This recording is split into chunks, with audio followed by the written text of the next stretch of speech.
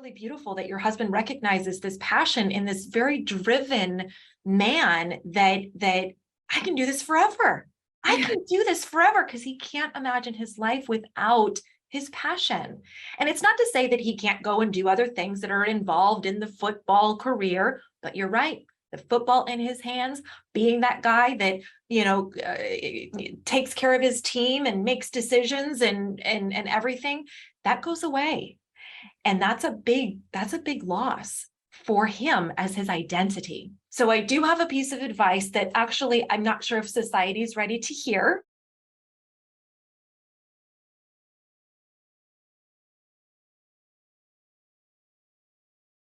Hi, Heather. How are you? I'm so good. How are you? I'm great. I'm really excited. We have a very interesting topic today, and I'm dying to know your thoughts. And this is about Tom Brady and Gisele Bündchen. They've have a public relationship, but also a very private relationship at the same time. And I feel like there's a lot of nuance here that we can break down, and they've been in the headlines a lot recently. So Heather, can you tell us what's going on with them and what can we learn about their relationship and why is it relevant to us? This relationship, I feel, is all of us. Even though they are high profile, even though they are celebrities, they're wealthy, they are beautiful, they are healthy people inside and out, they really work on that, that part of themselves. They're still all of us. They're married people that are trying to get it right. And I'm really enamored with this relationship because, in my professional opinion, I think we can learn, like you said, we can learn so much from looking into how they're doing, how they've been, where they started, and where they are today. And before we get into the controversy that is the right now sticky, icky part of their relationship, I kind of wanted to share something really profoundly meaningful that I think is so good about this relationship. And that is their compatibility.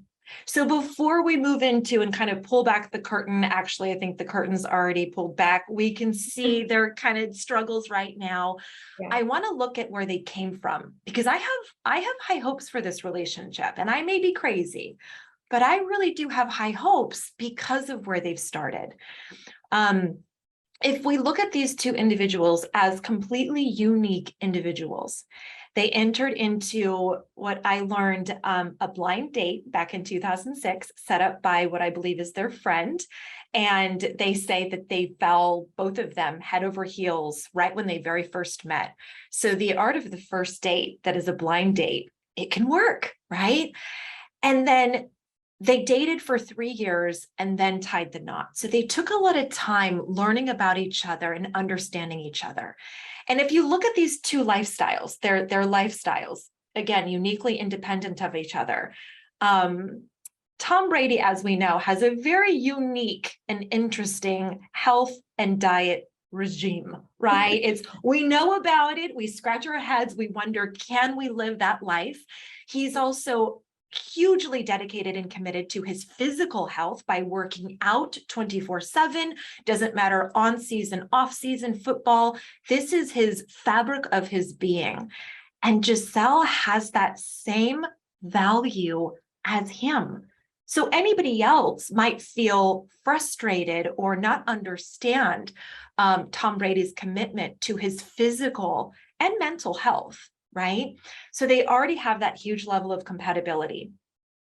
They also are extremely committed to their careers. They are passionate about their careers, their goals. And so to go through a relationship that is at some point, when you spend your life with somebody, you're going to hit a rocky point. We know that. But how do we get through that together, which is where we fast forward and look at them today?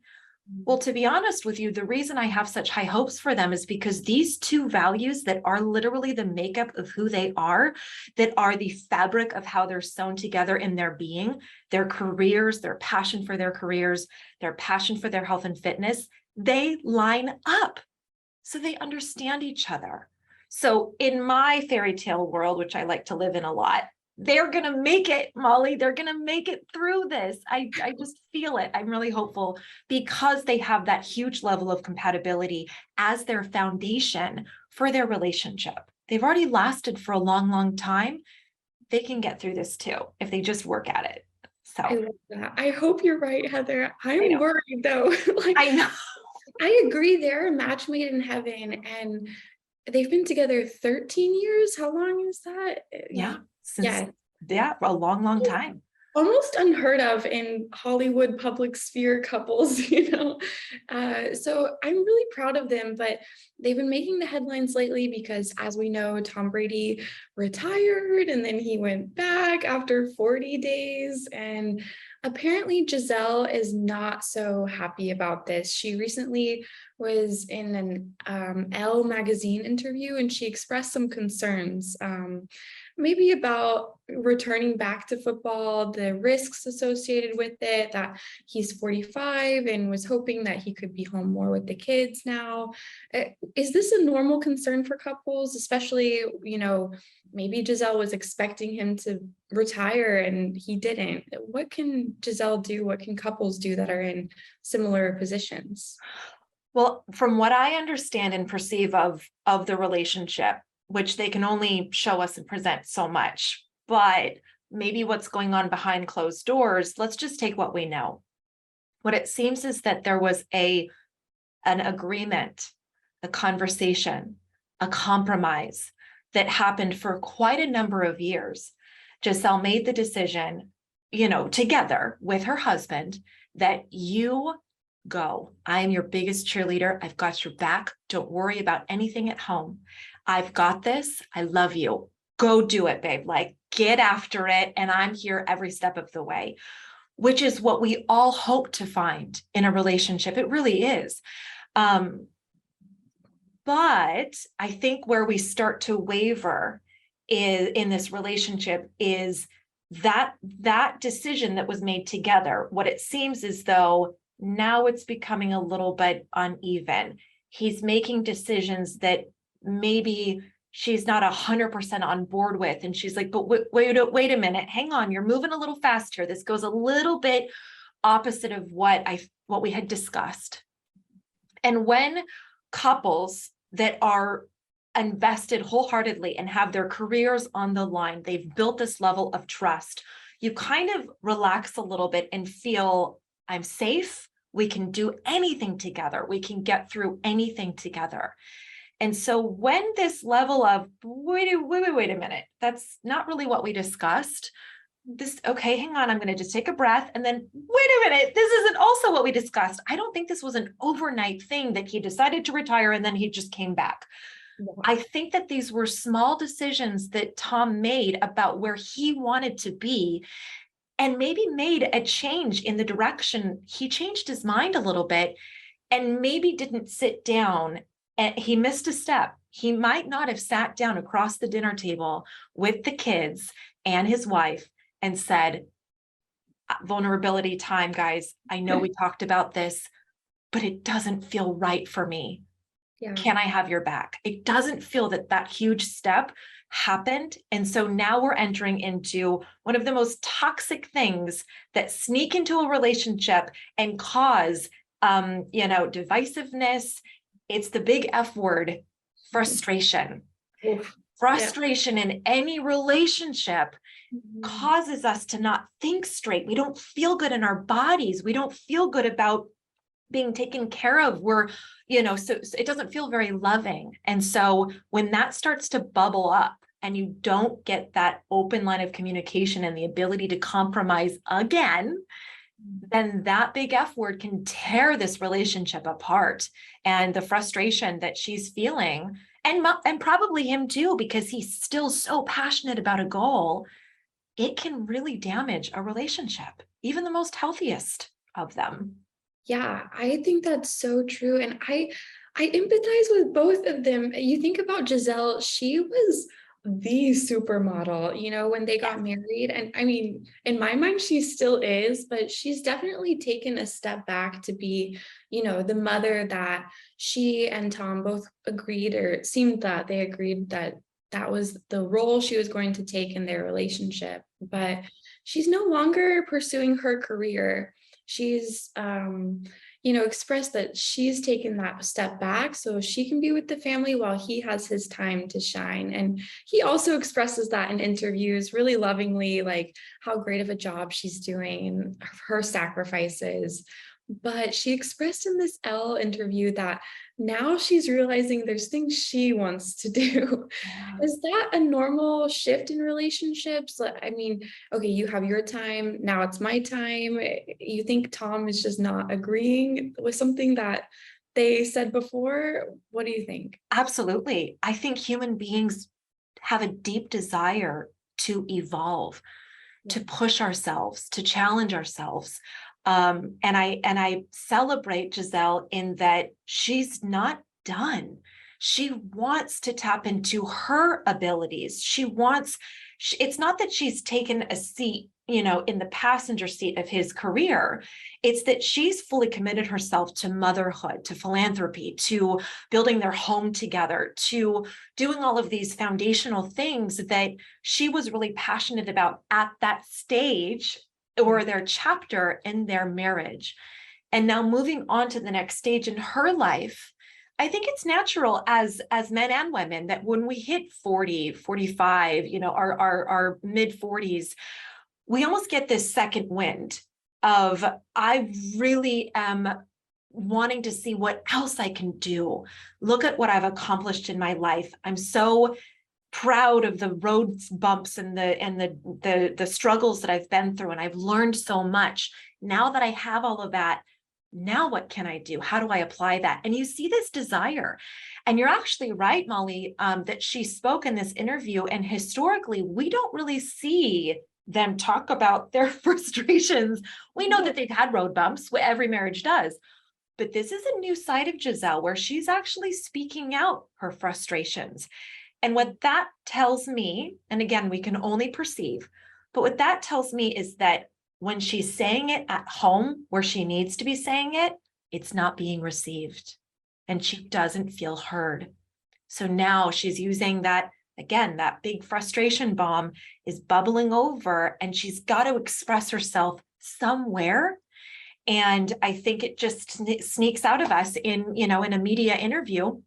She's sharing these things because they're raw and they're real and she's not feeling understood. So she has to process it somewhere. Yeah. So hopefully they can work at it, together. But I think you're right. It's interesting that she's speaking more publicly about this at this point in her relationship. Yeah, it's definitely powerful. I was talking with my husband about this last night, and he really empathized with Tom Brady because he's a sports fan. And he was telling me, you don't understand, it's so hard to retire. He's had a ball in his hands since he can remember, and he's facing this crossroads where the next, like you said, chapter of his life will be completely different from what he's known. So I think for Gisele, it's like she has to decide, am I going to support this or am I going to stand my ground? And for couples who are in the same crossroads, what do you think about? How do you make that decision where you say, okay, this isn't what we planned, but I'm still with you? Or, hey, listen, I have boundaries and this is not what we agreed to do. Yeah. So they have two choices. I love that you kind of said that they're at a crossroads. And if we really think about it in a very physical sense, turning right means we find a solution, we find a compromise. But when emotions are strong, and you are so right, your husband is so right, this is who he is, this is all he knows, this is his passion, he would have to grieve this change in his life. And that's, who is he without this? And so that's really beautiful that your husband recognizes this passion in this very driven man that I can do this forever. I can do this forever, because he can't imagine his life without his passion. And it's not to say that he can't go and do other things that are involved in the football career, but you're right. The football in his hands, being that guy that, takes care of his team and makes decisions and everything, that goes away. And that's a big loss for him as his identity. And again, finding that level of compromise and communication. The other crossroads that you sit at is, like they've talked about in the media, is tossing this word around, is divorce. But what I want so many singles and so many people in relationships to recognize is that every relationship at some point that is longer than just a couple of years will go through what feels to them like a huge crossroads in their relationship. And those that decide to commit to one another and find a solution are the ones telling us the secrets of marriage when they're 80 years old. Yeah. Right? So we have, they are at a huge crossroads. And if they can figure out how to turn right together, right, and stick together. I do have one strong piece of advice, maybe actually broken down into two. When a relationship is at this level of crossroads, and compromise has already been there, and it feels like the trust is broken a little bit, because we're not going down the journey that we talked about. And then also there's the level of, but you don't understand because I need this. I'm not who I am without it. So both people are right. They are so right in their feelings. How do you mediate that? How do you find, underneath all of this emotion, how do you find a solution? And oftentimes that's what tears relationships apart. So I do have a piece of advice that actually I'm not sure if society is ready to hear, and actually might be perceived as not the best solution, but I'm just going to dive in and say it. Yes.